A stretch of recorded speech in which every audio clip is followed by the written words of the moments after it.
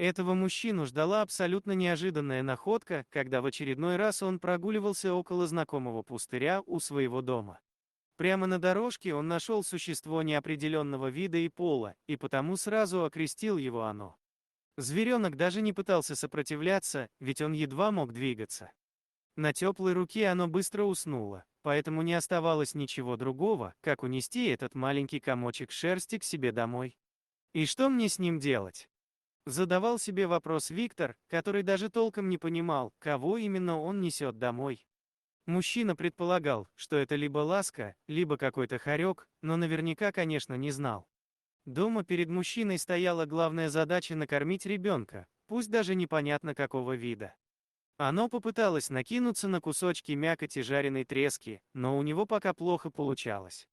Владельцу все же удалось напоить малыша молоком из пипетки. И буквально через 5 минут оно стало подавать признаки жизни, шатаясь по донышку ведра, тянуться наружу и издавать жалобные звуки. Очевидно, я угадал, ребенок был полностью обезвожен, и молоко помогло ему прийти в себя. Накормив еще раз малыша перед сном, Виктор отправился спать. Наутро зверек уже бегал. Вот что говорит наш герой: оно окрепло до такой степени, что начало распознавать людей, то есть меня, и хватало за все пальцы по очереди, явно намереваясь с ними покончить. Словно это была ядовитая гадюка. При появлении собаки оно начинало неистово кричать, наверное, призывая своего родителя. А когда нос пса приближался к головке малыша, он умолкал и пытался найти что-то, из чего может появиться молоко. И вот теперь оно сидит в ведре у моего стола, и я не знаю, кто это и что с ним делать. Такой пост отчаяния мужчина отправил на просторы соцсетей. Позже Виктор пришел к мнению, что зверек мог выпасть у кого-то из корзинки, пока этот кто-то шел через пустырь.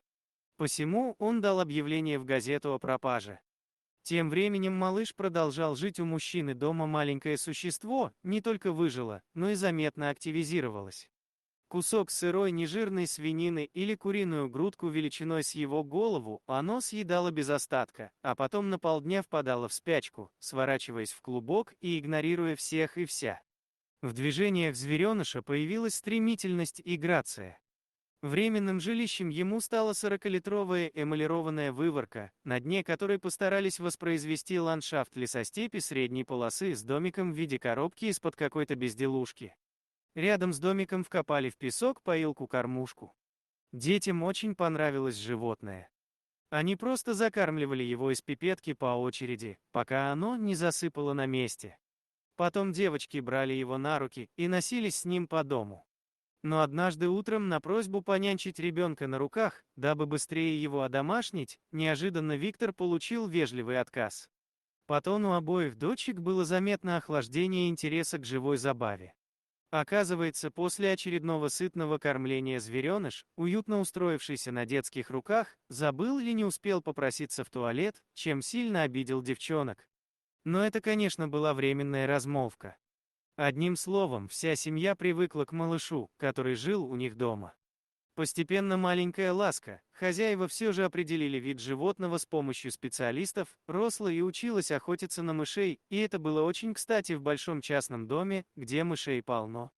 Потом она стала выбегать на улицу и все реже появляться дома. Хозяева уже думали, что животное их покинуло, и опять стали расставлять по дому мышеловки. Но совсем недавно мыши, пойманные в мышеловке, стали кем-то покусанными. Если это не изголодавшаяся крыса, что маловероятно при осеннем изобилии еды в частном доме и огороде, то значит это снова ласка? Виктор уже соскучился по своему другу и надеется, что ему еще удастся увидеть его, если в дальнейшем мы сохраним это хрупкое равновесие между диким зверьком и обитателями нашего дома. «Я буду этому очень рад», — говорит он. Вот так внезапно Виктор обзавелся новым другом, которому он помог выжить и окрепнуть.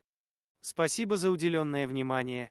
Если вам понравилось видео, поставьте лайк, а также подпишитесь на наш канал и не забудьте нажать на колокольчик и оставить комментарий. До новых встреч!